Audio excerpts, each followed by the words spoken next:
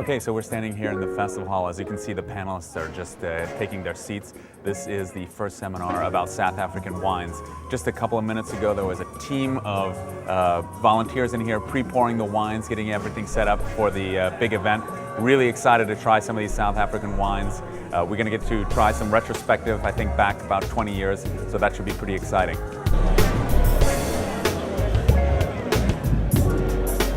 We have producers here, we have wine enthusiasts, we have journalists, and they're all here to see, I think, what the diversity that South Africa has to offer, not only as far as grape varieties are concerned, but also as far as vintages are concerned.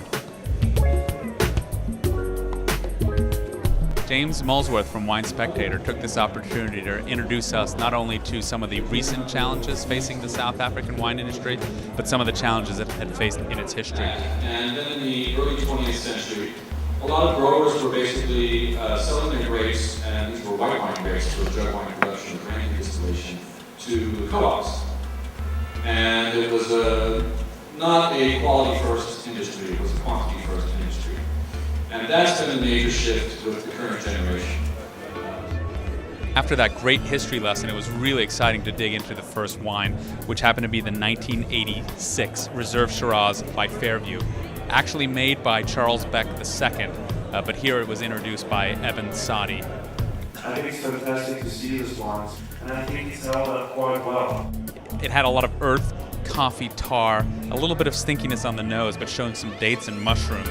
But what really was interesting about this wine was the flavors of coffee and smoke and prune and mushrooms, the length and the complexity. This wine was still showing pretty nicely for the 1986.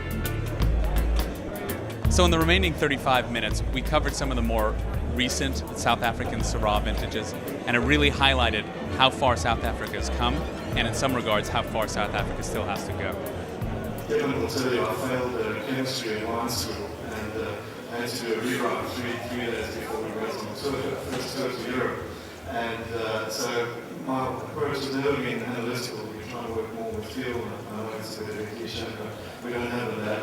Sometimes it tilts in some of the wines. Yeah, it was more being inspired by this more less technical approach that I've seen in the room.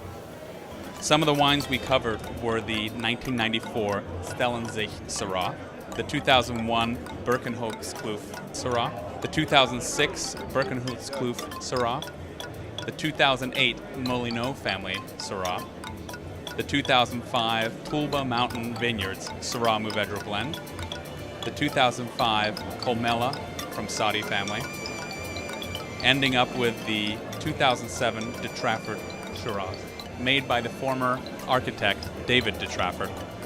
What I really like is producing a product that people either like or don't like, and are either prepared to buy it or pay for it or not. With architecture, it's a constant kind of battle with the client, with the builder, and so on.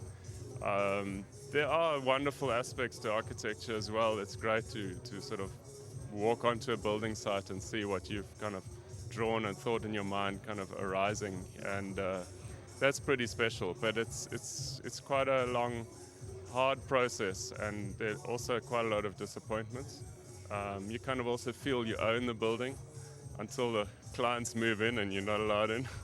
So with wine, you've always keep a few bottles back, so you've always got some for yourself, of what you've produced. Where do you see Syrah going? Syrah is a difficult grape. It makes phenomenal wines, but from a consumer perspective, there seems to be some waning interest. Where do you see it heading here in the next 5 to 10 years? It's quite difficult to tell, but I think in principle it's quite a consumer product because it is approachable when it's young. The problem with Syrah is that it produces so many different styles, so many different flavor profiles. It's really a wine. Produces wine, it expresses terroir beautifully, that's compared to Cabernet, which always has a strong kind of Cabernet style, but that makes it easier for the consumer to pick up. So, maybe it's something we just got to be patient with. I think there's that expectation that Syrah is going to be the next big thing, but maybe it's not such a bad thing that it's not such the next big thing, because generally what happens is it becomes an overblown kind of category.